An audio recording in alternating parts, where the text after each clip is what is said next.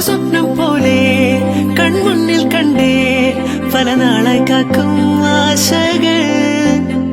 കലിതുള്ളും കടലും ഇരുളടയും കാടും വഴിയായി തീർന്നീ യാത്രയിൽ അനുരാഗം തോന്നിപ്പോയ അവരെന്റേതാകും പോലെ അപരാധം എന്നും നീയല്ലോ ഒരു ലക്ഷം കള്ളം കൊണ്ട് ഈ ലക്ഷ്യം നേടും നേരം അവൾ ലക്ഷ്മി ദേവിയായി